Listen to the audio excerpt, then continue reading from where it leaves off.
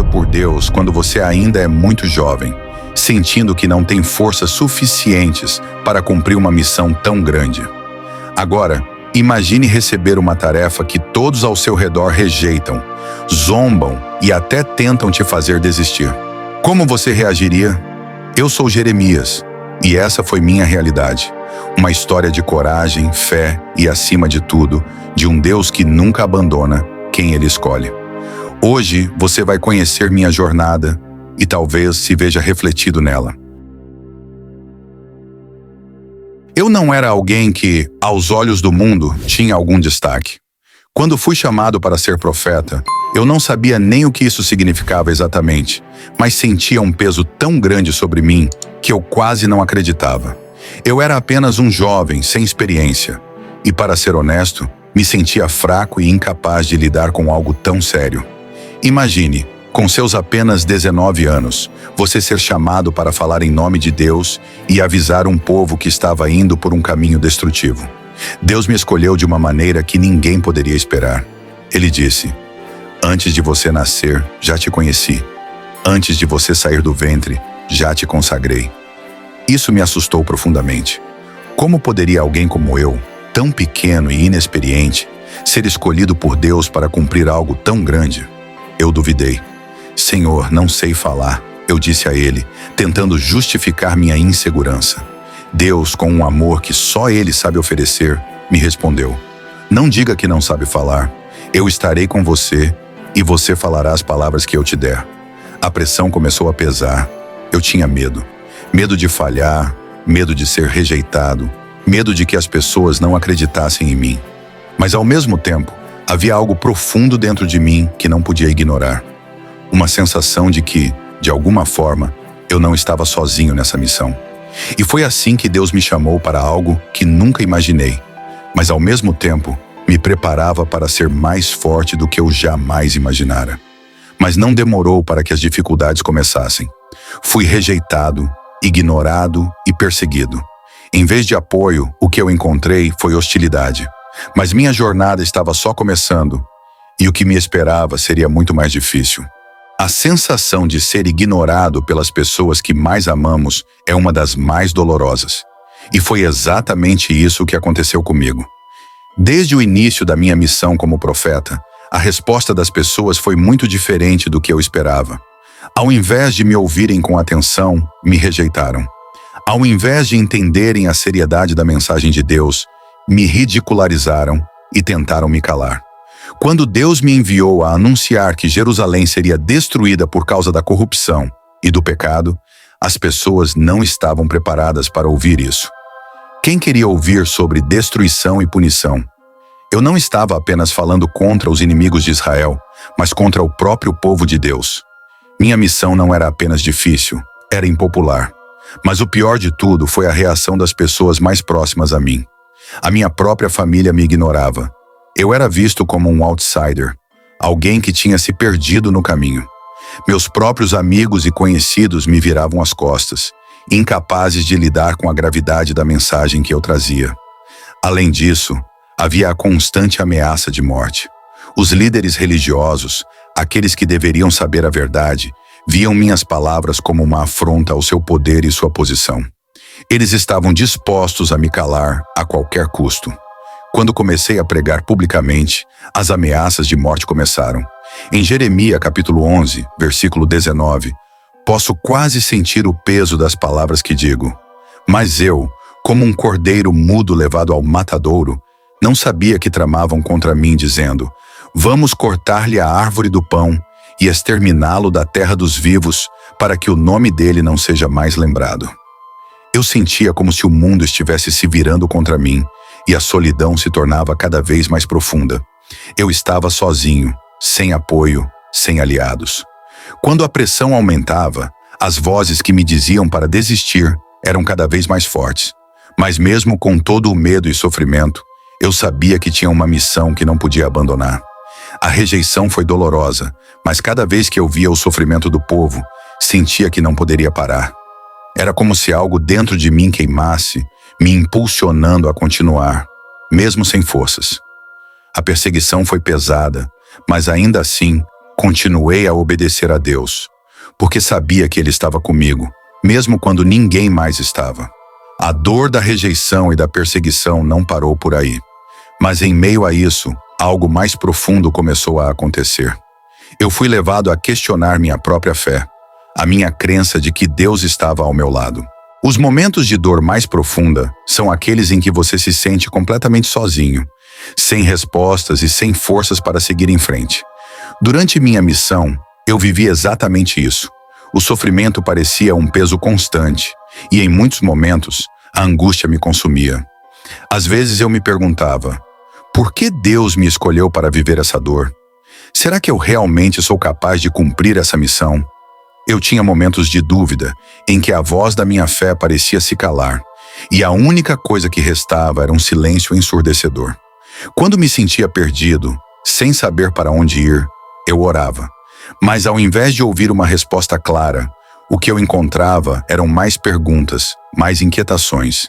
Deus parecia distante, e eu me perguntava por que Ele me havia colocado nessa situação. As pessoas que eu amava me rejeitavam, minha missão parecia impossível, e até minha própria fé estava sendo testada. Em Jeremias capítulo 15, versículo 18, eu clamei, por que a minha dor é contínua e a minha ferida é incurável, que não sara? Essas palavras vieram de um coração angustiado que não sabia como seguir. Eu questionava se Deus realmente estava comigo ou se Ele me havia abandonado naquele momento de dor e desespero. O peso das palavras que eu tinha que pronunciar sobre a destruição de Jerusalém era imenso, e o povo, em vez de ouvir, me atacava com mais violência. Mas apesar de minha luta interna, Deus nunca me deixou. Ele me fez lembrar, através de sua voz, que eu não estava sozinho. Mesmo nas horas mais sombrias, Deus me deu força para continuar. Ele me disse, em Jeremias capítulo 15, versículo 20, eu estarei contigo para te salvar e te livrar da mão dos perversos. Essas palavras foram como um alicerce em minha vida, algo que eu precisava ouvir para encontrar coragem e não desfalecer. Eu questionava minha fé, mas Deus usou esses momentos de crise para me fortalecer. Ele me mostrou que a verdadeira fé não é aquela que nunca questiona, mas aquela que persiste, mesmo nas dúvidas. E foi aí que percebi que minha missão não era apenas pregar a mensagem de Deus, mas também confiar nele, mesmo quando tudo ao meu redor parecia desmoronar. Essa jornada não foi fácil. Houve momentos em que a dor parecia insuportável e a fé parecia distante.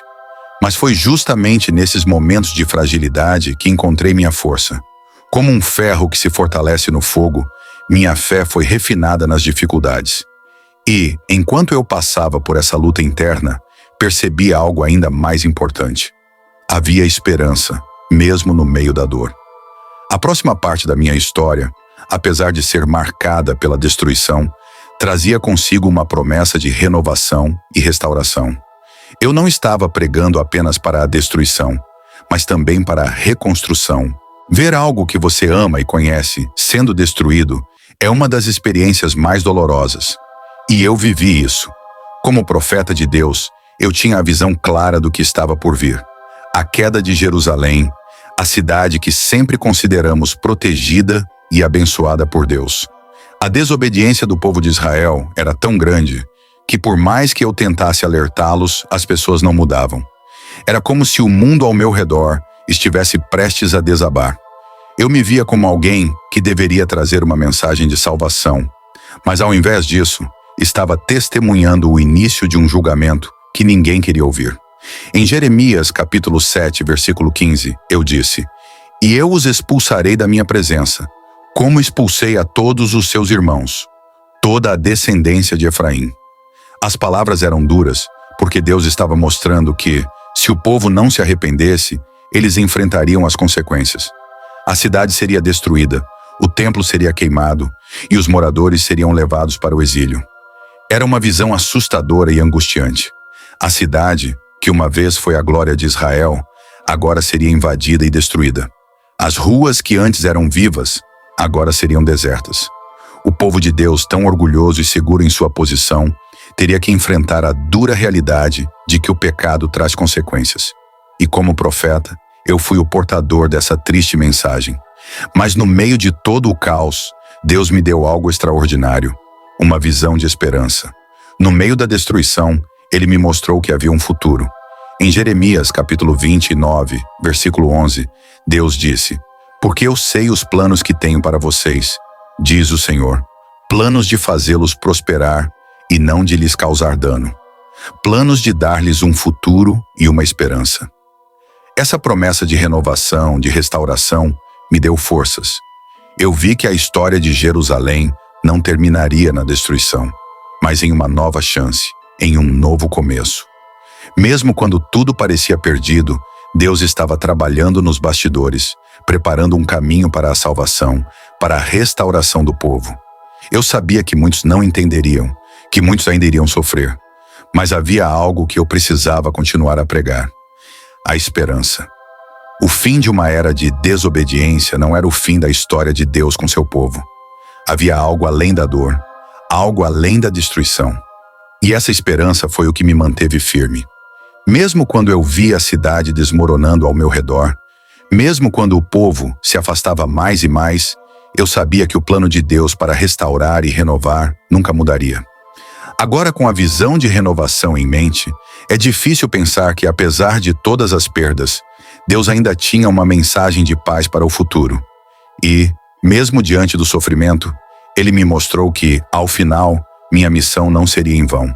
Apesar de tudo o que vivi, de toda a rejeição, dor e perseguição, eu nunca desisti. Quando olhei para trás, depois de tudo o que passei, posso ver agora que não estava sozinho.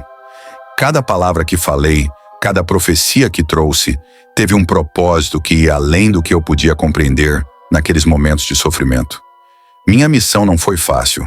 Em muitos momentos, eu quis desistir, queria que tudo terminasse. O peso de ser a voz de Deus em meio ao caos era insuportável. Mas Deus me sustentou, me deu forças para continuar, mesmo quando eu pensava que não podia mais. Em Jeremias capítulo 20 e 25, Ele me disse: "Eis que hoje te constituí como cidade fortificada, como coluna de ferro e como muralha de bronze contra toda esta terra." Essas palavras foram um lembrete de que Deus não me abandonaria, mesmo quando as dificuldades pareciam insuperáveis. Através de minha vida, Deus queria mostrar ao seu povo que, mesmo em meio ao juízo, Ele ainda estava presente. A destruição de Jerusalém não significava o fim, mas um novo começo. Mesmo que as pessoas não me ouvissem, mesmo que as circunstâncias parecessem desesperadoras, eu sabia que a mensagem de Deus era verdadeira e que um dia o povo voltaria a ouvir sua voz e a experimentar sua restauração. Eu, Jeremias, não fui lembrado como alguém que teve uma vida fácil ou confortável. Não, minha vida foi marcada pela dor, pela solidão e pela rejeição. Mas ao refletir sobre o meu legado, vejo que minha fidelidade ao chamado de Deus fez a diferença. As palavras que eu preguei, as lágrimas que derramei, as advertências que dei, ainda ecoam até hoje. O povo de Israel passou por momentos difíceis, mas Deus, em sua misericórdia, trouxe a restauração que Ele prometeu. Eu, Jeremias, fui apenas um vaso nas mãos de Deus, e embora minha missão tenha sido dolorosa, eu pude ver que ela foi cumprida. Eu muitas vezes senti que minha vida não tinha significado, mas no final percebo que a missão que Deus me deu foi parte de algo muito maior. E assim, minha história é uma história de coragem e fé, de alguém que não desistiu, mesmo quando o mundo parecia ter se virado contra ele. Eu acredito que, ao seguir o que Deus me pediu, deixei uma marca no coração do povo de Israel.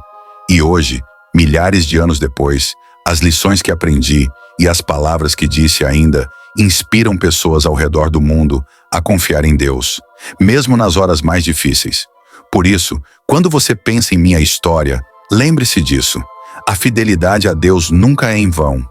O que pode parecer fracasso aos olhos do mundo, para Deus é um testemunho de fé. E mesmo que você não veja a colheita hoje, ela virá, porque Deus sempre cumpre suas promessas. Se você se identificou com minha história e viu a importância de não desistir, inscreva-se no canal e continue acompanhando a jornada de fé, porque essa história de coragem e esperança ainda pode ser sua.